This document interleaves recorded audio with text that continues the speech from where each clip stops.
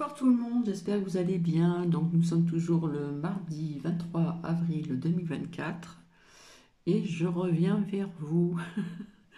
Je rigole encore toute seule parce que cet après-midi, euh, j'étais donc dans l'association, j'arrive pas à prononcer mes mots, désolé. Et je rigole encore toute seule parce que pendant un moment de creux, on va dire, de calme, nous avons bien rigolé et j'ai dit pas besoin de boire du champagne pour rigoler ensemble. Et oui, parce qu'ici c'est la région du Champagne. Donc, petit cappuccino, voilà, à la vôtre. Merci pour vos commentaires. Donc, je vois que ça intéresse quelques personnes, mais très peu. Donc, je reviens vers vous et je vais vous lire comment dire, la citation du soir. Bonsoir. Alors, les anges sont là pour tout le monde, mais si vous voulez de l'aide, vous devez le demander. Ceci est de Jenny Smedley. Voilà, à la vôtre. Donc, merci pour vos commentaires. J'en épingle quelques-uns. Donc, c'est vrai qu'avant, j'avais plus d'amateurs pour visionner, écouter tout ce qui concerne les questions que l'on se pose sur le passé, etc., etc. Et là, j'avais envie de vous faire écouter l'évidence extraterrestre. Donc, écouter et à visionner. Voilà. Donc, j'espère que cela va vous plaire. Donc, c'est faut bien regarder les détails, il faut bien écouter. Voilà. Euh,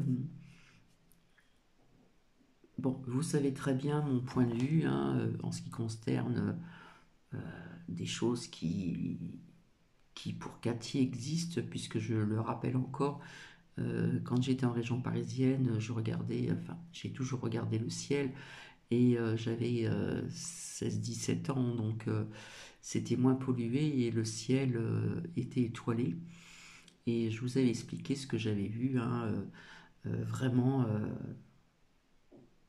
très haut, très haut, très haut, quelque chose qui avait fait des zigzags comme ça. Hein. Donc c'était lumineux, pardon, puis après ça a disparu d'un seul coup, donc ça ne pouvait pas être ni un avion, ni autre chose. Hein. Donc voilà. Donc c'est vrai que je suis très attirée par ceci.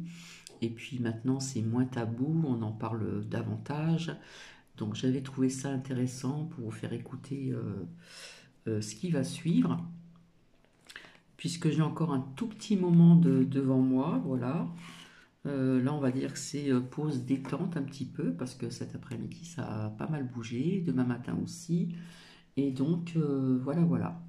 Donc, je n'ai pas noté les pseudos, donc je vous remercie infiniment.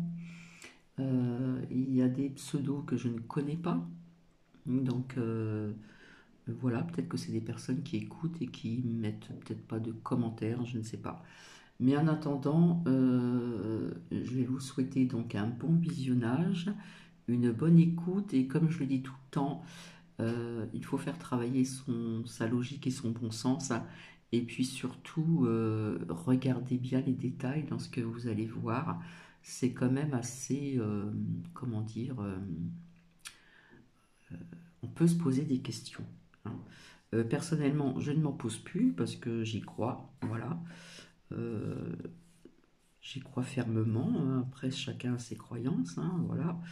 Mais bon, des fois, ça peut remettre pas mal de choses en question, que ce soit les religions, etc., etc. également. Donc, petit caput, voilà, à la vôtre. Hein, voilà.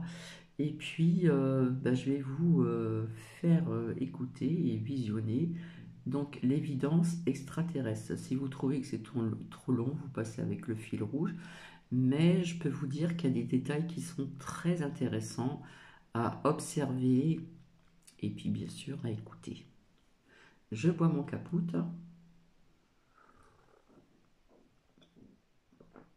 Donc, coucou Sia Marivonne, coucou Sia Marie, Ange Miou, Marie-Clémence et bien d'autres personnes.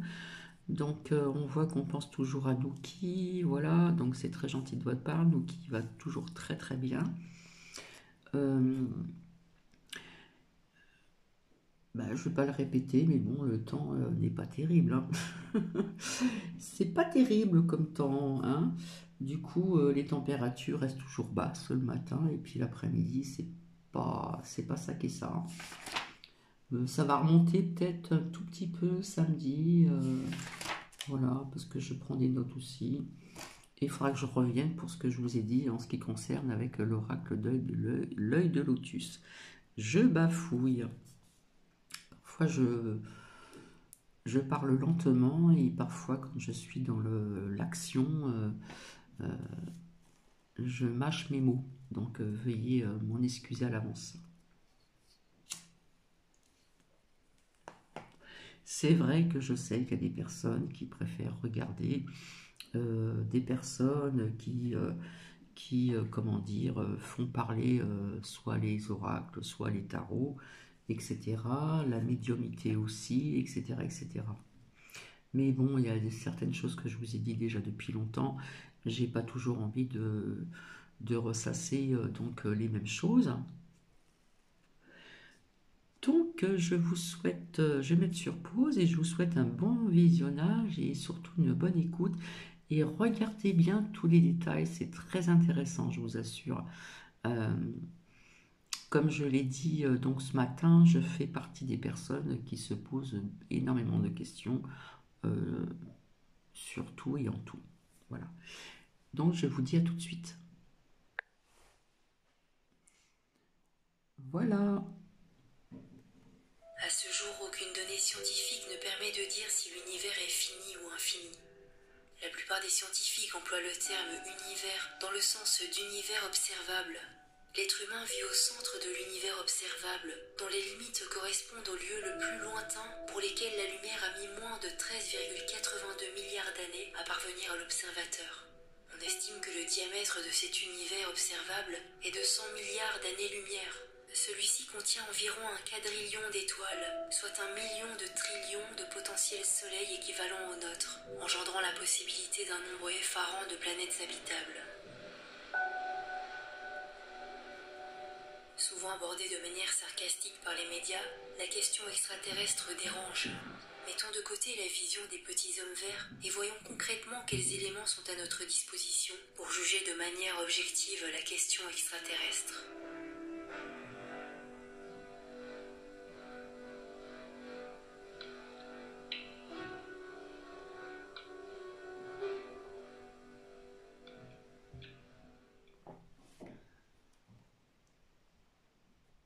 La rupestre présente en différents endroits du globe des figures surprenantes qui tenderaient à montrer que des manifestations mystérieuses ont frappé, beaucoup plus qu'on ne le croit, les esprits de nos lointains ancêtres. Les humains de ces temps reculés représentaient des scènes réalistes du quotidien. Les cas les plus intéressants sont ceux où la présence d'un casque ou d'un vêtement protecteur est suggérée et qui tranchent sur les représentations habituelles des êtres humains par les peuples concernés. Des gravures rupestres de Val Camonica en Italie du Nord, datées d'environ 4000 avant Jésus-Christ, montrent des êtres apparemment coiffés d'un casque transparent d'où partent des rayons. L'art rupestre des aborigènes d'Australie est particulièrement riche en figures humanoïdes mystérieuses.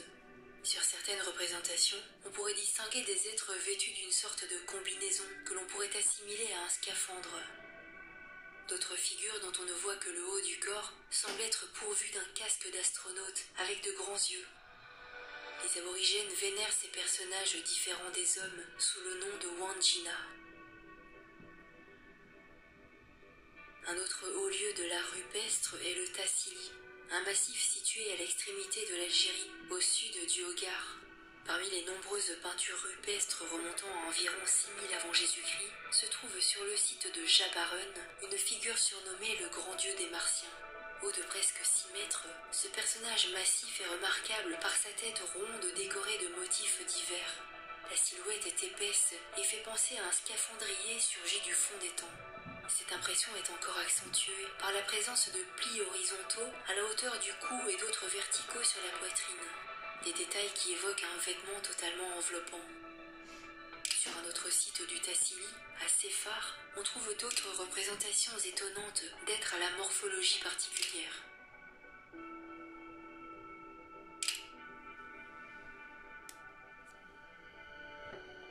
Les Indiens Hopis habitant l'Arizona gravaient sur des parois rocheuses des êtres étranges, humanoïdes. Les Hopis disaient que ces êtres étaient des Kachinas, des créatures de l'espace venues sur Terre à bord d'un vaisseau. Des créatures qui n'étaient pas des dieux, mais qui leur ont apporté des connaissances d'un autre monde.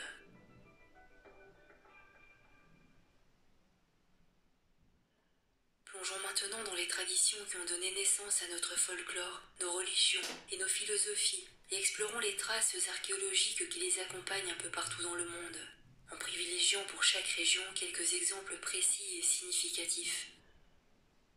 La plupart des mythes anciens universels s'accordent sur un contact entre des êtres divins et les hommes. Une grande guerre céleste est parfois mentionnée, se terminant par une catastrophe effroyable. Quant au terme Elohim, rencontré dans la version originale de la Bible, il fut mensongèrement traduit par Dieu avec un D majuscule, alors qu'il s'agit d'un mot pluriel, qu'il faudrait traduire par les dieux. Remplacez dans la Bible le mot Dieu par les dieux, vous obtiendrez un texte au sens tout à fait différent et riche en révélations. La littérature sacrée hindoue est la seule à mentionner des véhicules aériens en tant que tels et non en employant des images ou des symboles prêtant à plusieurs interprétations. Nous faisons allusion ici au Vimana, que l'on rencontre régulièrement tout au long du Mahabharata, cette œuvre littéraire gigantesque dont la composition semble s'être étalée sur des centaines d'années, à partir du IVe siècle avant Jésus-Christ. On retrouve aussi les Vimanas dans une épopée postérieure, le Ramayana. Ces ouvrages sont des livres sacrés de l'Inde ancienne et furent les initiateurs de la pensée fondatrice de l'hindouisme. D'après certains auteurs, les événements relatés dans le Mahabharata pourraient remonter à l'ère précédant le Kali Yuga, soit l'époque actuelle. Cette ère, le Dvapara Yuga, a pris fin aux alentours de 3100 avant Jésus-Christ. Traduit du sanskrit, Vimana signifie « véhicule céleste ». Dans un extrait du Karna Parvan, un des chapitres du Mahabharata, nous pouvons lire la description suivante. Nous aperçûmes dans le ciel quelque chose qui ressemblait à un nuage écarlate, comme des flammes cruelles d'un feu ardent.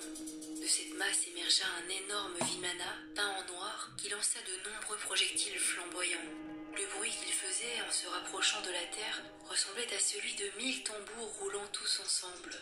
Le Vimana se rapprochait du sol, à une vitesse incroyable, en lançant de nombreuses armes étincelantes comme de l'or, des milliers de foudres accompagnées d'explosions violentes et de centaines de roues de feu. Ce fut un affreux tumulte, pendant lequel on vit tomber les chevaux, les éléphants de guerre et des milliers de soldats tués par les explosions. L'armée en déroute fut poursuivie par le terrible Vimana, jusqu'à ce qu'elle fût anéantie. Prenons une autre description de Vimana, cette fois tirée du Ramayana. Vimana d'une splendeur solaire, avec un bruit de tonnerre. On aurait dit que 2 soleils brillaient dans le firmament. Le ciel tout entier s'éclairait violemment. Le Vimana brillait d'une lumière resplendissante, comme une flamme dans une nuit d'été. Il passait comme un météore entouré d'un nuage. Difficile de ne pas réagir devant des descriptions aussi saisissantes. De nos jours, des descriptions de ce type seraient apparentées à des témoignages de visions d'ovnis. En plus des descriptions physiques des engins, 8 chapitres du Vaimanika Sastra détaillent les procédés de fabrication des Vimanas, expliquant quels métaux sont nécessaires. Le Samarangana consacre 230 strophes au principe de leur construction. Les textes ne laissent aucun doute sur la provenance de cette technologie avancée. Elle fut amenée par les dieux. La plupart des peuples anciens, tous continents confondus, ont rapporté les récits de leurs rencontres ou leurs relations privilégiées avec les dieux, ces êtres venus des étoiles, des millénaires avant l'invention de l'aviation. Le récit de leurs souvenirs a traversé le temps, à la faveur de leurs mythes et légendes. Ces visiteurs auraient apporté de nombreux bienfaits aux peuples primitifs qu'ils rencontraient. Agriculture, art, astronomie, mathématiques, mais aussi dans certains cas le chaos et la confusion. D'après l'étude du Mahabharata, il ressort de manière certaine que ces dieux avaient une grande avance technologique sur les populations locales. Les textes les décrivent comme ayant une morphologie comparable à la nôtre, qui doivent se nourrir et dormir, qu'il existe des hommes, des femmes et des enfants. Certains de ces dieux furent charmés par des femmes terrestres, et de ces unions naquit une descendance. On ne peut qu'être surpris de ces narrations, puisque la Bible et le livre d'Enoch, eux aussi, racontent la venue d'anges sur notre planète et prenant des épouses parmi les femmes de la terre. Ils étaient les anges déchus qui transgressèrent la volonté de Dieu. Les occupants des Vimana apparaissent tout aussi décadents. Il y avait manifestement des éléments distinctifs dans leur apparence qui faisaient que le peuple hindou les identifiait distinctement. Traits du visage, taille, couleur de peau ou de cheveux, peut-être le tout à la fois. Ils sont parfois décrits comme des humains à la peau bleutée. C'est un point commun aux représentations des 4 coins du globe. Ces ressemblances posent la question d'une possible influence à l'échelle planétaire. Si leur empreinte a bien été attestée sur tous les continents, à un moment précis de l'histoire de l'humanité, elle confirme la réalité d'un contact établi avec les humains.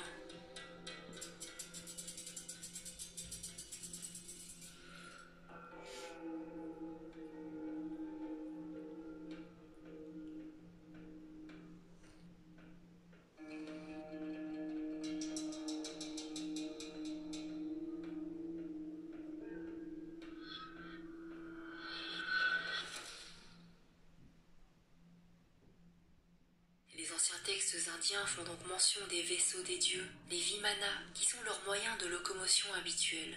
Ces textes vont plus loin que tous les autres mythes. Ils ne se contentent pas de révéler l'existence des appareils utilisés par les divinités, ils présentent aussi leur mode de fonctionnement avec une quantité de détails étonnante.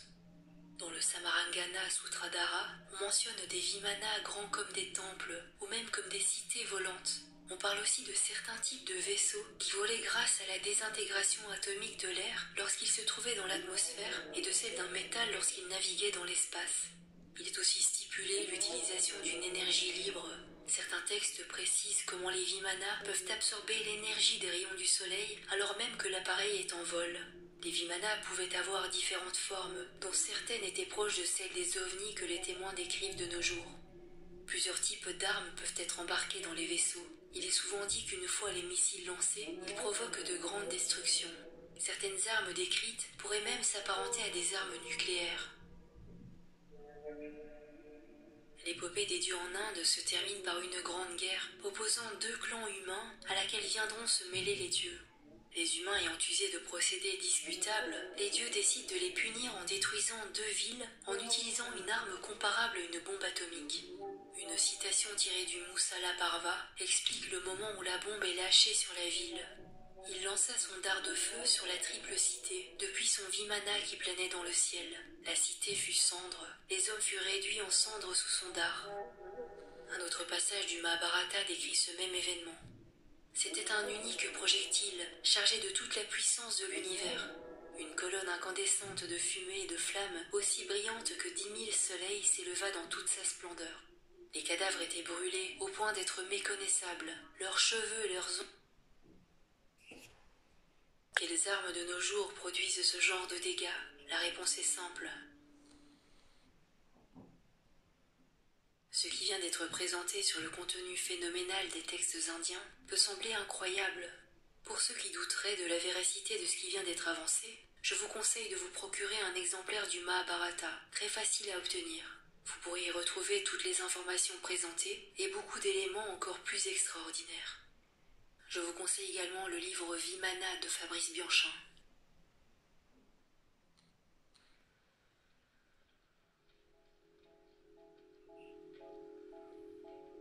Les traditions chinoises offrent quelques indices intéressants concernant l'éventualité d'une relation entre les anciens peuples indigènes et des êtres présentés comme étant originaires du ciel.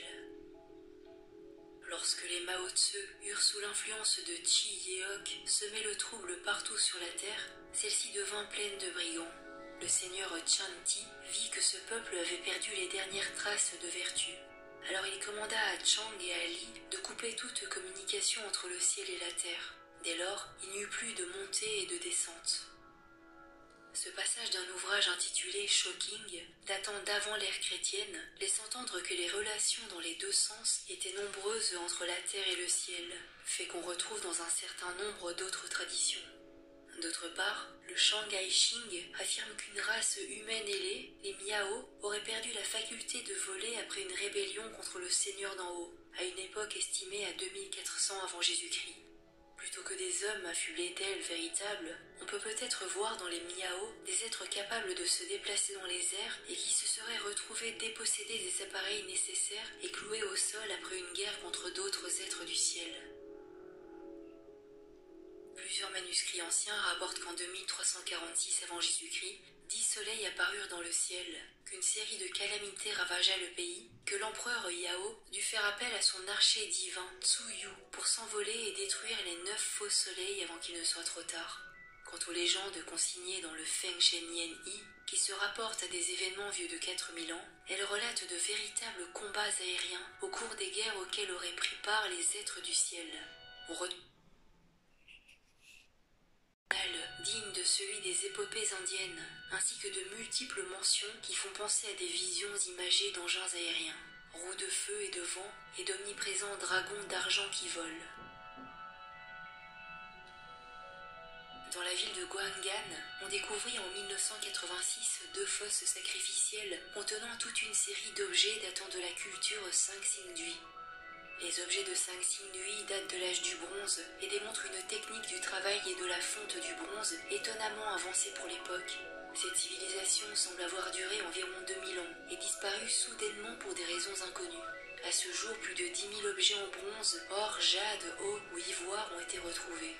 Étrangement, cette culture ne fut jamais directement mentionnée par les historiens chinois, et il n'existe pas non plus d'écrit qui en clarifie la nature.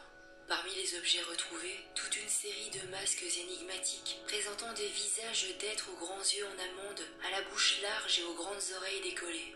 Il pourrait s'agir d'une stylisation de visages humains, mais on ne peut pas nier leur côté tout à fait étrange. Ce peuple était-il en contact avec des dieux au physique un peu inquiétant? Quel mystère se cache derrière sa subite disparition?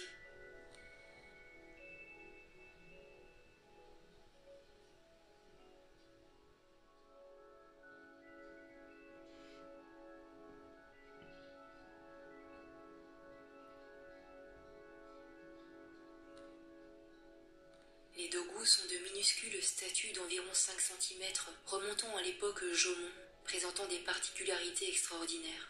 Elles ont un corps et des membres étrangement arrondis, mais surtout une tête déformée, dépourvue de traits. Les yeux sont remplacés par une sorte d'ouverture rectangulaire ou par des bosses ovales traversées horizontalement par une fente, ressemblant à s'y méprendre à d'épaisses lunettes.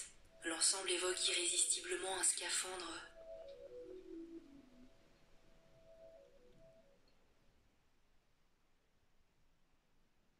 Situé au sud du Pérou, à une 50aine de kilomètres de la côte, le plateau désertique de Nazca présente sur une surface d'environ 500 km², un nombre imposant de dessins et de figures géométriques, certaines faisant penser à des pistes d'aéroports.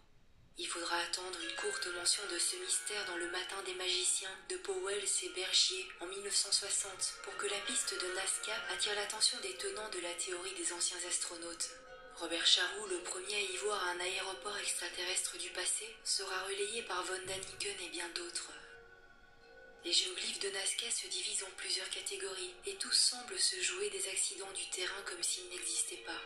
La catégorie qui est à l'origine de la théorie de l'aéroport extraterrestre se compose de figures géométriques en forme de bandes de taille imposante. Il leur arrive de se croiser, telles des pistes d'aéroport. À cela s'ajoutent des lignes droites ou en zigzag, dont certaines atteignent 5 km de longueur. Pris dans les mailles de ce réseau, apparaissent des représentations de plantes ainsi qu'un étrange bestiaire. Certains de ces dessins atteignent plus de 150 mètres de long. La question à se poser est comment des Indiens ont-ils pu dessiner avec une telle précision, 2000 ans avant l'invention de l'avion et en l'absence de toute technologie, ces immenses dessins qu'on ne peut découvrir que du ciel. Si les géoglyphes de Nazca sont les plus célèbres, ils ne sont pas les seuls dans leur genre. On trouve ainsi dans le désert d'Atacama au Chili un géant de 120 mètres de long. Aux USA, près de Blythe en Californie, le désert abrite des groupes de figures humaines et animales qui cette fois encore ne sont visibles que d'avions.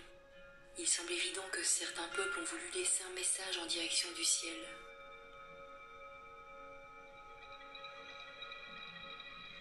À Palenque, dans l'état de Chiapas au Mexique, l'archéologue Alberto Ruiz Lhuillier découvre en 1952 une crypte secrète sous la pyramide Maya portant le nom de Temple des Inscriptions.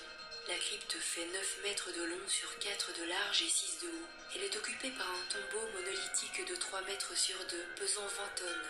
Il est entièrement recouvert par une dalle de 5 tonnes ornée d'un motif étonnant. À l'intérieur du tombeau, l'archéologue met au jour le squelette d'un personnage important. Il est aujourd'hui établi qu'il s'agit d'un souverain du nom de Pakal.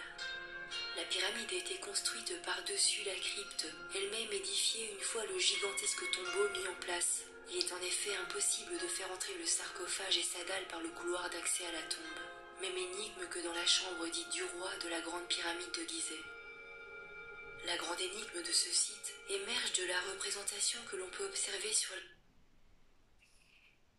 sarcophage. Pour qui regarde cette sculpture avec un peu d'attention et sans parti pris, il est possible d'y voir le schéma d'une machine volante que pilote un homme. Voici la description qu'en fait Guy Tarade. Le personnage que l'on voit au centre de la dalle et que nous appellerons le pilote porte un casque et regarde vers l'avant de l'appareil. Ses deux mains manipulent des leviers. Celle de droite tient une manette identique à un changement de vitesse de voiture. Sa tête est maintenue par un support. Un inhalateur lui pénètre dans le nez. Le vaisseau du voyage, exactement carrossé comme une fusée, semble être un vaisseau utilisant l'énergie solaire. À la partie antérieure de la fusée, juste derrière le nez, sont disposés 10 accumulateurs et d'autres capteurs d'énergie sont visibles. Le moteur est à 4 compartiments. À l'avant, à l'arrière, des cellules et des organes complexes sont reliés par des tubulures à une tuyère crachant le feu.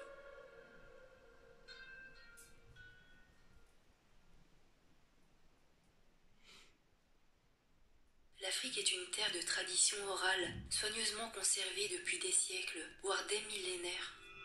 À ce titre, les Dogons du Mali possèdent de bien étranges notions d'astronomie qui donnent un sens bien particulier à ces traditions cosmiques. Apparus sur le plateau du Bandiagara au XIVe siècle, sans que l'on connaisse vraiment leur origine, les Dogons n'attirent que peu l'attention sur eux jusqu'au début des années 1930, lorsque l'anthropologue français Marcel Griaule et l'ethnologue Germaine Dieterlen commencent à explorer leur culture et à faire d'étonnantes découvertes. Les Dogons croient en un dieu unique, Amma. Il créa la terre et en fit son épouse, qui lui donna un fils, Yurugu, ou le renard pâle. La terre donna ensuite à Amma un couple d'enfants jumeaux appelés Nomos. Ceux-ci étaient à la fois mâles et femelles. Les Nomos sont habituellement décrits comme des amphibiens hermaphrodites, ressemblant à des poissons. Ils sont décrits comme les maîtres des eaux. Alors que les Dogons ont toujours vécu en autarcie totale, ils savaient que la surface lunaire est morte et desséchée, que Saturne possède des anneaux et que les planètes, y compris la Terre, tournent autour du Soleil. Ils connaissaient également l'existence des 4 plus gros satellites de Jupiter et connaissaient la forme spiralée de notre galaxie. Enfin, ils savaient parfaitement faire la différence entre une étoile, une planète et un satellite. Les Dogons connaissent l'existence d'une étoile qu'ils nomment Potolo, invisible à l'œil nu. De 50 ans autour de Sirius, ou Sirius A, étoile alpha de la constellation du Grand Chien, située à 8,8 milliards d'années-lumière de la Terre. À cela, il faut ajouter une troisième étoile, Emaya, 4 fois plus légère que Potolo, gravitant dans le même sens qu'elle mais sur une orbite plus éloignée. Le créateur des Dogons serait originaire d'une planète orbitant autour d'Emaya. L'existence d'un compagnon invisible de Sirius, appelé Sirius B, n'a été découvert qu'en 1862 par l'américain Alvan Clark. La durée de l'orbite de Sirius B est de presque 51 ans. À très peu de choses près, c'est l'attribué par les Dogons à Potolo. De nos jours, un certain nombre d'astronomes sont d'accord pour penser qu'il existerait également un Sirius C, ce qui voudrait dire que Emaya aurait elle aussi une existence réelle. Robert Temple, membre de la Royal Astronomical Society, avance que les connaissances des Dogons remonteraient jusqu'à l'Égypte ancienne, il y a au moins 7000 ans.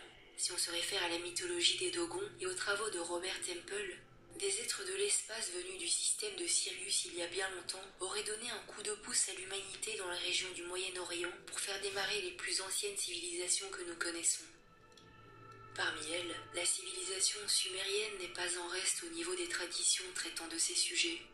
En 1842, à Ninive, l'archéologue britannique Austen Henry Layard met au jour les vestiges de la grande bibliothèque d'Assurbanipal. Des archives royales comprenant des milliers de tablettes d'argile couvertes d'écritures cunéiformes. Datées de 3000 ans avant Jésus-Christ, ces écrits sont considérés comme les premières archives du monde. Ces tablettes furent traduites et elles racontent les histoires extraordinaires sur la façon dont les dieux se sont mélangés aux êtres humains, comment ils les ont créés. D'après l'interprétation de ces tablettes sumériennes, les dieux sont appelés Anunnaki. Zecharia Sitchin traduit littéralement ce terme par « ceux qui sont venus du ciel à la terre ». ce qui correspondrait au terme Anakim de l'Ancien Testament, un terme assez proche. Ils auraient été des géants qui seraient venus sur Terre à la recherche d'or. Lorsque les dieux de Sumer virent quel travail cela allait représenter d'extraire l'or eux-mêmes, ils décidèrent de créer un esclave qui accomplirait la tâche à leur place. Certains théoriciens en déduisent donc que les Anunnaki s'adonnèrent à des expériences génétiques afin de nous créer à leur image. Ces textes semblent donc affirmer que ces dieux créèrent l'homme, Adam et Ève. Il est intéressant de constater que la Bible raconte la même histoire, mais elle les désigne sous le terme de Dieu, Elohim ou Anakim. Les récits parlant des créatures venues de l'espace pour créer la vie sur Terre sont communs aux cultures primitives du monde entier. Francis Crick, lauréat du prix Nobel de médecine en 1962 pour avoir découvert l'ADN, affirmait que la vie sur Terre ne pouvait pas être le fruit du hasard, mais avait été savamment élaborée. Nous pourrions dire beaucoup de choses également sur la Bible, en particulier l'Ancien Testament qui est en grande partie. Mais rien. Je vous conseille fortement la lecture des livres de Mauro Biglino, grand spécialiste des langues hébraïques et langues anciennes, ancien traducteur officiel de la principale maison d'édition du Vatican.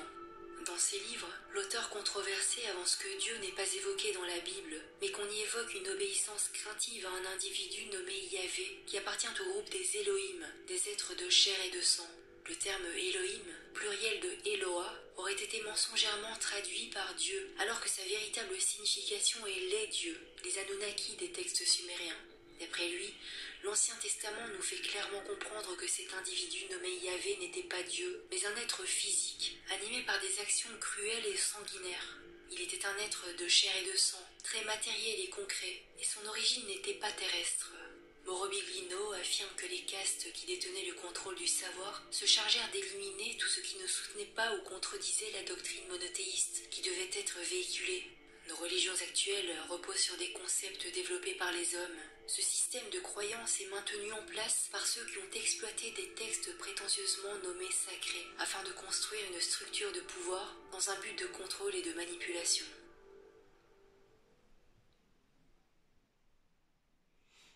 Si nous considérons le fait qu'à travers le monde entier, nous retrouvons des légendes similaires de créatures venues des étoiles qui ont une influence énorme sur des peuples ou sur une culture particulière, nous voyons un schéma émerger, un schéma évident qu'il est difficile de rejeter. Pourquoi autant de civilisations anciennes racontent-elles des choses semblables? La réponse est simple, parce que le même événement s'est déroulé partout.